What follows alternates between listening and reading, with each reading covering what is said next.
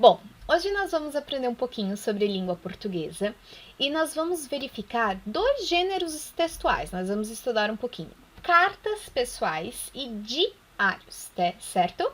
Preparados? Então, vamos lá. Bom, primeira coisa que a prof gostaria que vocês fizessem em terceiro ano é abrir o livro de vocês, o livro de língua portuguesa, lá na página 52. Vai lá. Página 52. Abriu? Bom, então vamos lá. Essa página do nosso livro, ela fala um pouquinho sobre cartas pessoais. Você sabe o que é uma carta? Ah, prof, eu sei. Você já recebeu uma carta? Sim? Não?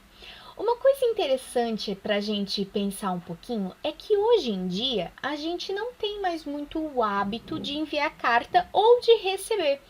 E assim, por que será que acontece isso? Por que mudou esse hábito das cartas?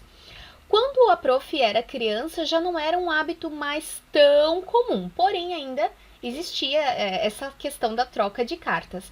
Mas à medida que foi passando os anos, vocês podem perceber que cada vez menos as pessoas escrevem uma para outra. A gente recebe carta, por exemplo, assim, ó, de uma empresa, de algum comunicado importante, mas entre pessoas já é mais difícil. E isso se deu principalmente por causa do avanço da tecnologia. Por quê?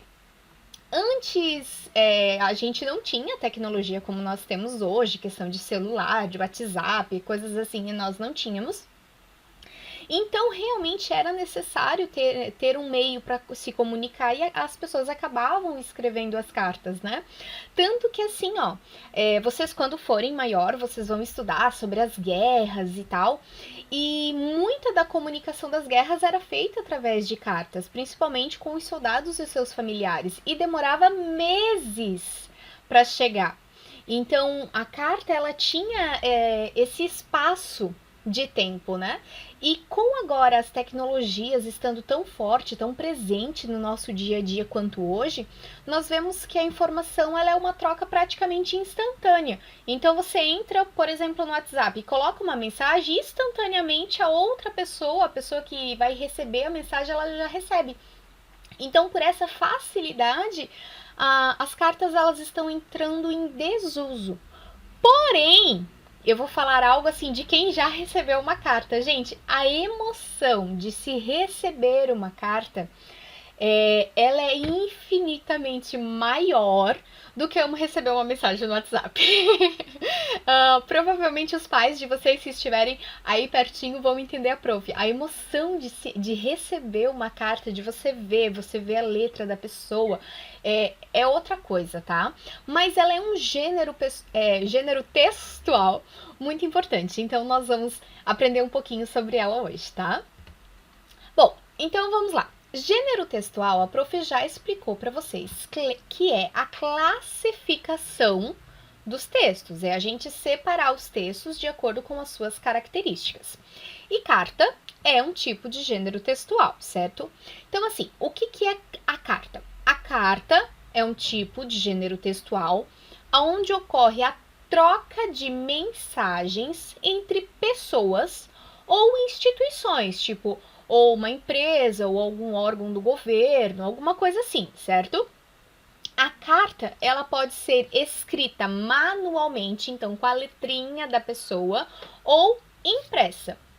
Geralmente, quando são pessoas trocando a carta, ela é escrita, e quando são instituições, empresas, coisas assim, ela é impressa e daí no final só tem assinatura, tá? E outro detalhe também é que a carta, diferente do bilhete, geralmente ela é enviada pelo correio. O que acontece? Quando eu tenho um bilhete para entregar, que é como se fosse assim uma mensagem curtinha, eu não preciso mandar por correio, eu vou lá e entrego para a pessoa. A carta não, ela tem esse procedimento, geralmente, né, uma carta oficial, vamos botar assim, ela tem esse procedimento de ir por um correio, de se enviar, porque ela é enviada para pessoas longe. Então, como você vai enviar uma carta, por exemplo, aqui de Balneário Camboriú para São Paulo? Não tem como a gente ir lá levar. Então, a gente manda para o correio e o correio entrega essa carta, tá? Mas não que as cartas que sejam entregues pessoalmente não são cartas. São, mas é só para vocês entenderem que geralmente ela é enviada por causa da distância, tá? Aí aqui nas cartas, é claro, vai entrar uma variedade de assuntos, né? Porque a carta é uma coisa, quando entre pessoas, é uma coisa muito pessoal, né? Tem desde uma carta de pedido de ajuda, uma cartinha de amor, tem assim vários tipos de assuntos que ela pode abordar, tá bom? Vamos lá. Agora a gente vai falar um pouquinho sobre a estrutura da carta. Já sabemos o que é, ok?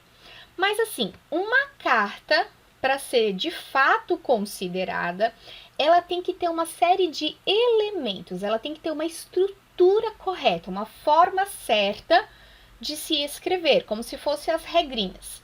O que ela precisa ter? Dá uma olhada no slide. Olha lá, terceiro ano. Acompanha assim, vai olhando, certo?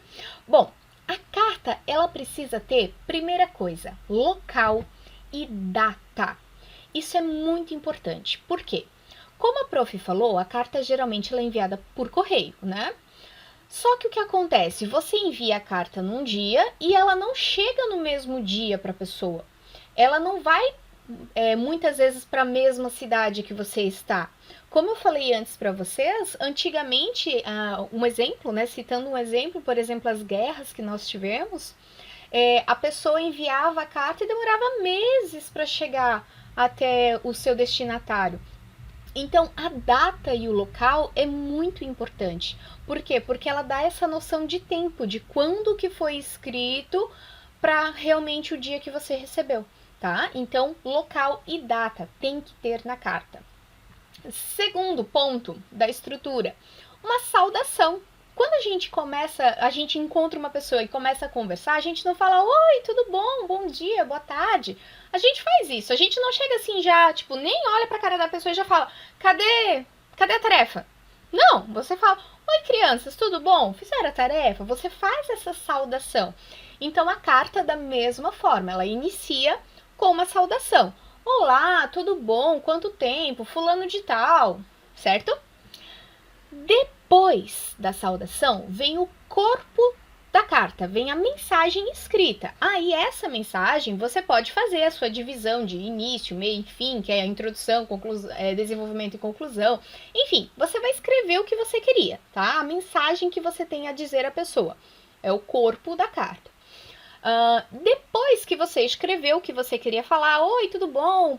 Estou com saudades, quero te visitar no Natal, um exemplo, né? Depois que você escrever tudo isso, você vai fazer a sua despedida, certo? Que é da mesma forma, quando nós nos encontramos de uma pessoa e a gente tá indo embora, a gente não fala, tchau, até outro dia, até a próxima, até amanhã, entendeu? Então, fazemos a despedida por escrito. Se assina o nome para a pessoa final saber quem foi que mandou a carta, né? E se por acaso você esquecer de colocar algo na sua carta e você lembrou, só no final, o que você faz? Você rasga aquela folha e faz tudo de novo? Não, você mantém ela e depois do seu nome, você pode escrever OBS, que é observação, ou PS, que significa a mesma coisa, questão de observação. E ali você escreve aquilo que você esqueceu. No nosso exemplo aqui no slide, já está escrito assim, já agora, o que queres receber no Natal? Então, foi algo que a pessoa esqueceu de escrever e agora ela vai colocar ali. Então, tem essa possibilidade de fazer mesmo se você esqueceu de fazer antes, de escrever antes na carta, tá? Então, estrutura da carta, local e data, saudação, a mensagem, a despedida, a assinatura e se você esqueceu algo, o PS, tá? Bem tranquilo, né? Bom, agora vamos lá. Escrevi minha carta, corrigi para ver se não tem nenhum erro, porque já pensou mandar uma carta cheia de erro? Não dá, né? Corrigi, tá tudo lindo, maravilhoso. Passei até perfume na minha carta, assim, ó, coisa linda. Tá lindo e maravilhoso. E daí? Se não é uma carta que eu vou entregar em mãos para a pessoa, eu tenho que enviar por correio. Mas eu não posso pegar minha carta, dobrar e falar assim, ó, ir lá no correio e falar entrega. Não. Tem uma forma de a gente enviar isso. A gente precisa colocar dentro de um envelope. Esse envelope vai colado, vai lacrado, precisa ter um selo. Um selo é tipo um papelzinho, um quadradinho assim, que eles colam na carta para saber que, tipo, tá liberado, pode enviar, certo? Então tem que ter um selo, mas principalmente tem uma forma correta de preencher esse envelope. Se esse envelope estiver escrito de forma errada, pode ser que, primeiro, o correio nem vai aceitar. Por quê? Porque o carteiro, que é a pessoa que faz a entrega das cartas, ele não vai conseguir achar o endereço para entregar. Então, ele precisa estar correto para que a gente consiga fazer a entrega dessa carta, tá? Aqui no slide, a prof colocou dois exemplos, né? Que o envelope tem dos dois lados, tem frente e verso. Então, a prof botou o exemplo dos dois lados. Mas eu escrevi também numa folha, só para ficar mais fácil de vocês visualizar, certo?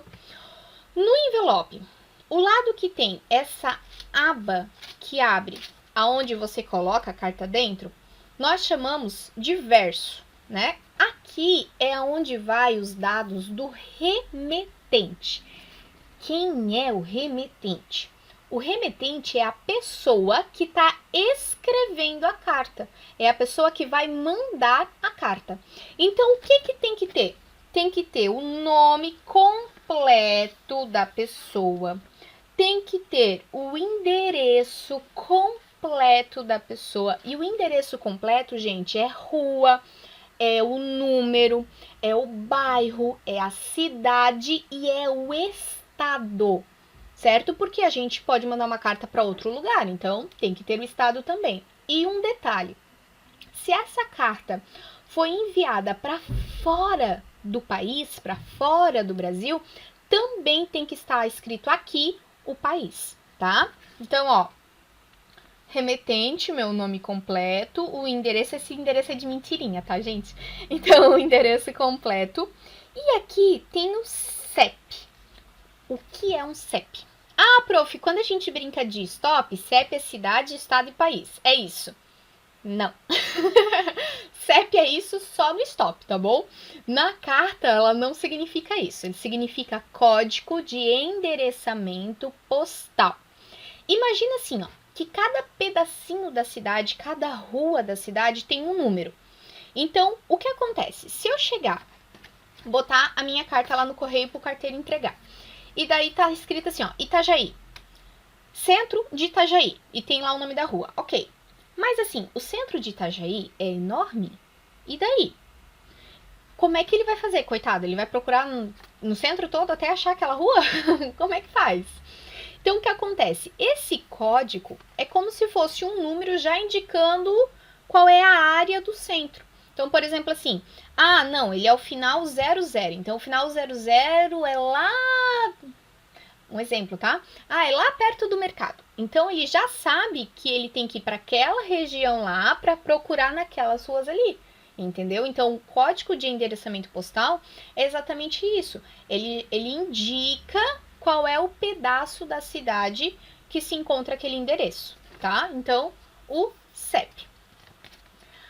Este lado aqui do envelope é a frente, certo? Só que na frente, esse aqui é o verso, dados do remetente, quem manda a carta. À frente é os dados do destinatário, é o destino da minha carta, quem vai receber a minha carta. E é desse lado aqui que vai o selo, só que o selo quem coloca é lá no correio, tá, gente? Então, tranquilo. Então, o que acontece? Ah, o meu destinatário, nome completo também. O endereço completo. Observa que aqui a prof escreveu até o Brasil, tá vendo? Tem que escrever tudo mesmo. E de igual forma, o CEP, tá? Então, assim, ó. Ah, prof, mas eu acho que eu não vou mandar carta, porque agora é muito mais fácil a gente falar por internet. Ok, verdade. Mas vai que a gente precisa. Então é bom saber. É bom vocês saberem que tem essa forma correta, que não é de qualquer jeito, não, que tem regrinhas, até porque, como eu falei para vocês, é um gênero textual, é um tipo de texto que está na nossa vida, que a gente recebe, certo? Então, é bem importante. Crianças, tudo certo? Até aqui a carta, tranquilo? Sim? Então tá. Então, abra agora o livro de vocês lá na página 54. Vamos lá. Página 54 do livro de língua portuguesa. Abriu? Abriu? Então tá. Bom, na página 54, o nosso livro ele fala um pouquinho sobre diário, certo? Você sabe o que é um diário? Sim? Não? Você tem um diário? Você já ouviu falar num diário? Você já pensou em escrever um diário? Sim? Não? Vamos ver o que raios que é? O que é um diário, então? Então vamos ver. Gente, na página 55 do nosso livro, ele tá falando essa definição sobre diário. A prof vai ler para vocês, tá bom? Em geral, as pessoas escrevem nos diários todos os dias. Nele, elas contam os acontecimentos do cotidiano, do dia a dia, aquilo que estão vivendo, sentindo e pensando. Grava bem isso aqui, tá? Terceiro ano, ó. Vivendo, sentindo e pensando. São textos íntimos. O que significa isso? São textos pessoais, são textos que falam sobre mim, certo? Que não devem ser divulgados nem publicados, pois dizem respeito apenas ao seu autor. O que acontece? Um diário, imagina assim, que é como se fosse um caderno, onde você fala, por escrito, né, claro, você só não fala, você escreve, mas aonde você fala as coisas que muitas vezes você não conta para as outras pessoas. Então, o diário ele é uma espécie de confidente. O que acontece? Ele fala o que aconteceu no seu dia, você pode escrever ali. O que você está sentindo, sabe? Ai, eu gostei, eu tô triste, eu fiquei chateado, sabe? Tudo isso, o seu pensamento, aquilo que você não conta para ninguém. Você escreve para o diário, né? E é até interessante o diário porque ele é uma forma de marcar as memórias das pessoas. É uma forma de você escrever algo que talvez daqui a alguns anos você iria esquecer, né? Você não lembraria mais. Mas aí quando você pega o diário e vai fazer a leitura dele, você tipo diz assim, nossa, é verdade, eu vivi isso, eu senti isso, eu pensava isso. Então olha que bacana. Ele é um registro, ele é uma memória. Então é bem bacana, tá? E o diário é como se fosse um confidente, assim, aquele melhor amigo que vai saber seus segredos mais secretos. O diário também, ele é escrito em ordem cronológica. O que significa isso? Que ele é escrito um dia após o outro. Claro que você pode escrever por semana, por mês, enfim, mas geralmente o diário ele é escrito todos os dias. Então, assim, ordem cronológica é essa ordem de, por exemplo, hoje eu faço segunda, então depois é terça, depois é quarta, depois é quinta. Eu sigo certinho os dias, tá? Outra coisa importante, no diário é utilizado a primeira pessoa do singular. Vamos lá, o que seria a primeira pessoa do singular? Gente, quando eu escrevo um texto, geralmente, isso vocês vão aprender quando forem um pouquinho maiores, tá? Então fica tranquilo. Nós escrevemos na terceira pessoa do plural, nós escrevemos no nós, certo? Aliás, perdão, na primeira pessoa do plural, no nós. Quando nós escrevemos no diário, nós escrevemos no eu. Prof, não entendi ainda. Calma, vamos lá. Eu sinto vocês assim, ó, eu sinto que vocês não entenderam. O que acontece? No diário, você não escreve como outra pessoa, você escreve como você. Então você fala assim, ó, eu chutei a bola, eu fiquei brabo, eu pensei isso. Você tá falando sobre você. Então, vocês vão aprender quando forem maiores, que quando a gente faz um texto, a gente não usa o eu, a gente usa o nós. Quando você está fazendo um diário, é exatamente o contrário. Você fala sobre o eu, você escreve eu, porque é sua vida, seu sentimento, é a sua forma de pensar, tá? E outra coisa do diário que é muito interessante é que ele expressa a personalidade do seu autor. O que acontece? Quando você lê o diário, você é a sua vidinha, é quem você é a sua forma de falar, é a sua forma de escrever. Você não tem muitas preocupações com, assim, ó, com a concordância, com, sabe, com o singular, com o plural, com o substantivo. Você não se preocupa muito com essa questão se está escrito certo, se está escrito errado.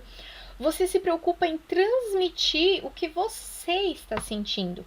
Então ele fala muito de você. Por isso que é muito importante que quem tenha o diário para registrar, que acha legal, geralmente quem tem, ele deixa guardado, ele deixa escondido. Por quê? Porque não é para as outras pessoas lerem. O diário é algo pessoal, é algo que é só você que vai ler, certo? Então isso é uma característica bem interessante do diário.